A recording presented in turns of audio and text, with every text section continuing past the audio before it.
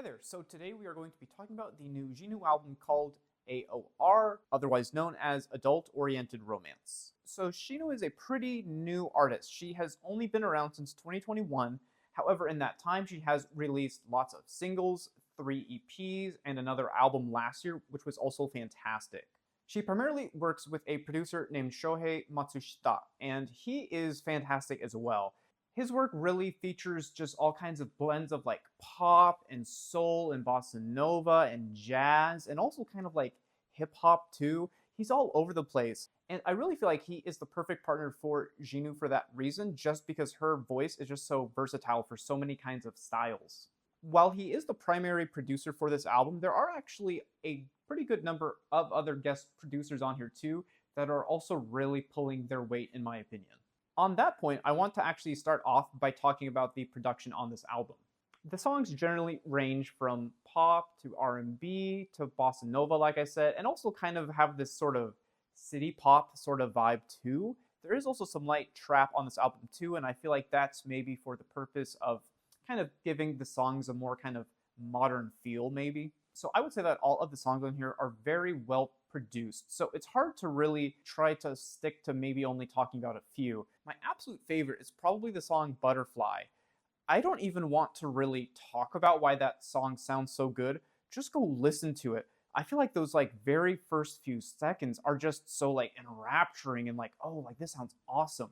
Please check that song out. It's so good. I think it's the third song, and I believe it's also using katakana. So look for the one that's got like a shape like this and then like quotation marks. That's how you know you found it. There's another song on this album called Kiss Kiss Kiss, and it kind of has this Pink Pantheress sort of vibe. And I think what I like most about it though is that it has this very cerebral production as far as the percussion goes. And I just think it sounds amazing. I feel like pretty early on into the album, I was really just infatuated with Shohei's production on this album. So as I said, I did really like that album from last year. I loved it a lot, but I just feel like this sophomore album is like blowing it out of the water in like every way. There's another song called Tsunagata Ite, and that one just has these like lovely like horn flourishes just throughout the entire song that are just so good. And there's also this really nice sounding harp-like guitar just throughout the back half of the song as well. Love that too. Love everything about this song. And I think one song you'll be hearing me talk a lot about is one called Tokete Yuku, which means to melt away or melting away. I find that this song really features some very like beautiful lamp-like acoustic production on it. I love this song a lot, and like I said, I will be talking about it throughout this entire video for sure. Another song I really liked too was Chuyameite, which means day and night drunkenness or intoxication. It's got this like fantastic twangy guitar and horns and percussion, and it is just so good. I feel like I can only describe the instrumentals on this song as like lavish and like exorbitant and just like luxurious. It all sounds so good and clean and tight. It's beautiful. Speaking of that too, I do feel like there is this very distinct contrast between the acoustic and electronic production on this album. Frankly, I like them both, and I think XinU is like pulling it off extremely well the entire time, in my opinion. And personally, I think I like the acoustic-y songs a little bit more than the electronic ones, though I do love those like to death still. So aside from the production, we should also probably talk about XinU herself and how she sings and how she writes and just how she is on her album. I just think her song Butterfly is so insanely catchy. The hook is something like butter, butter, butter, butterfly, butter, butter, butter, butterfly, ba ba ba ba ba ba ba ba ba ba ba ba ba. I love that so much. So in general, her hook writing is just fantastic across the whole album. I really like the ones on Kiss Kiss Kiss and also the one on Tada Mitsume Atamo. I feel like that one in particular just has a really nice bounce to it, and I can just really get into the like vibe and the energy and the groove, and it's just so great. It's so infectious. This album is very much comprised of pretty much all very like lovey-dovey love songs and some also breakup songs too. And I guess for the most part those are kind of run-of-the-mill sort of love songs. It's hard to make those stand out. I feel like in today's musical climate, environment, ecosystem, atmosphere. However, what XinU has is just a fantastic voice. And I think that's primarily because her voice is just naturally very, very deep. And so when she sings her songs, it's usually in a fairly high register, but because her voice is so low, it just kind of adds all of this like warmth and like texture to the vocals. And she just sounds fantastic on every song. I don't think I could really detect much of any auto-tune if that was even used on here, because I don't think she needs it. Oh my god, it blew me away. It really, really did. For example, on the song Kiss Kiss Kiss, she just sounds so incredibly like smooth there. And she also just hits these like really nice notes on the song. Later on in the track list, there is a song called Mata Aitai ni Iku Kara, and she is just so like, oh, like smooth, and she hits these like fantastic notes on there too, like perfectly. Oh, it's so good. And I just absolutely love her vocals on that song Tokete Yuku. So good. Oh my god. I really want to talk about this song in particular. First off, I love everything here with the very acoustic-centric production. I find that it is just very instrumentally diverse with really sparse moments of kind of smaller production that fill in any of the gaps left by any of the other instruments on the song. The lyrics are fantastic, and of course XinU sounds fantastic on this song when she sings as well. So as I said earlier, the title of this song means melting away. And because of that, the song is about a very hot and passionate romance that is now melting away very slowly over time. But it's still something that is observable. So as I am known to do, I want to go over some of the lyrics for this song in particular. A few things before we start. As always, these are my translations. Not every translation for Japanese stuff is going to be the exact same, and I'm not saying mine are particularly correct. It's just what I came up with my own knowledge of the language and things I've observed. XinU on this song is kind of writing and speaking very like informally and frantically and not dictionarily correct in a sense, in that she is like singing in a very like rushed and casual manner and not really trying to abide by the conventions of language as they technically are. So because of that too, it was kind of hard to like translate this whole portion just because I felt like I couldn't really be objectively translating these lyrics because there's no like direct translation per se. So I kind of had to get more abstract with it to fill in the gaps. So keep that in mind, I guess. So I'll begin with the very last verse.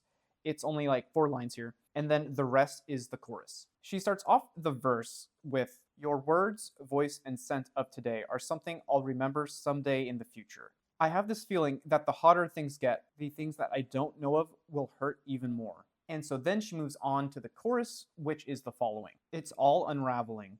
Don't cool down. Don't leave me here.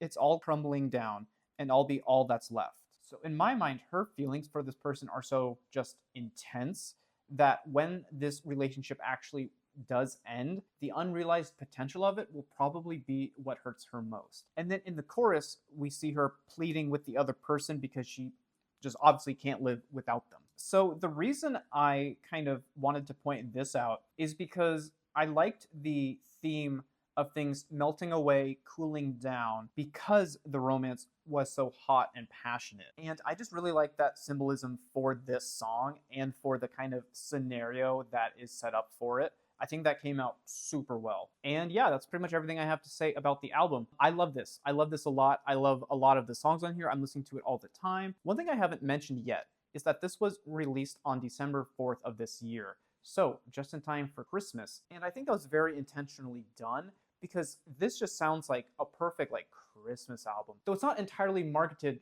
that way. However, there is one song on here that is basically a redo of another song on here, but it's called like Christmas Edit. So in some way, I think the timing is very intentional, and honest to God, it hits. It hits so good for this time of year. Oh my God, it is so good, dude. Yeah, I just feel like this album is like, what if you could capture the kind of lovey-dovey feeling of Christmas all year long? While this album sounds like Christmas time, there's really no mention of it. So you could just listen to it throughout the year, and I know I'm going to. This album is going to be playing for me all 2025 long, I'm sure of it. I love this thing to death. It's so great. And also, sonically and stylely, a lot of it reminds me of Sweetener by Ariana Grande from 2018. I think the album is just very sugary and sweet in its production and in the lyricism and in the vocals. There's just something about it that really harkens back to that album for me. I really like a lot of what's going on here. I think it's got a great energy, a great vibe to it.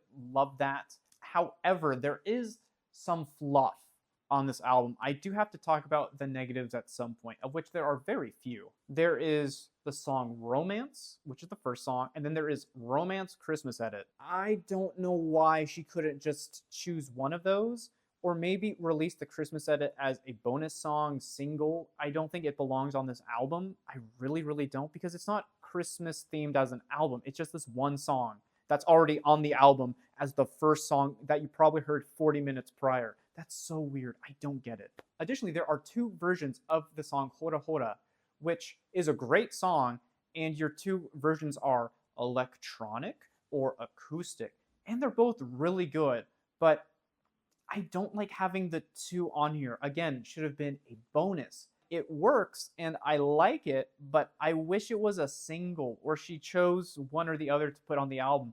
I think the first Hora Hora might have been a single, and maybe she should have just kept it that way. Like I said, I think there's just a little fluff on here.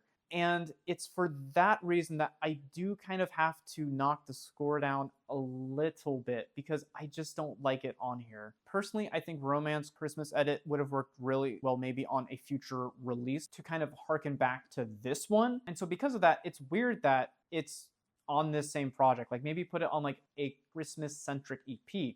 Boom, there you go. That's a free idea. It's just so weird to have it on this album. I just don't get it. So with all that said, I'm going to give this album a 9 out of 10. I think even if you did take off those two fluff songs, I might not have still rated it a 10.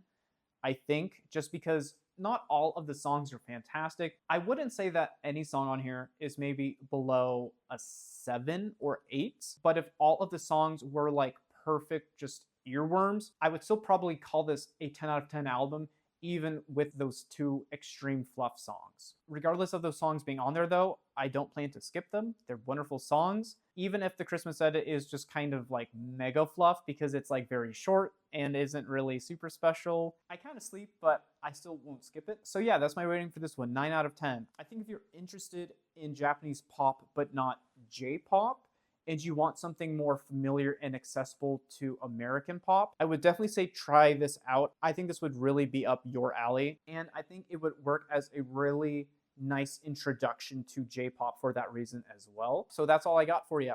Let me know if you like this album too, or if you want me to check out another one, or if you're really interested in hearing my thoughts about her first album, which is really good, by the way. Let me know in the comments. Let's get that engagement up, like, favorite, subscribe, blah, blah, blah, blah, blah. And that's it. So thank you so much for watching, and have a good rest of your day.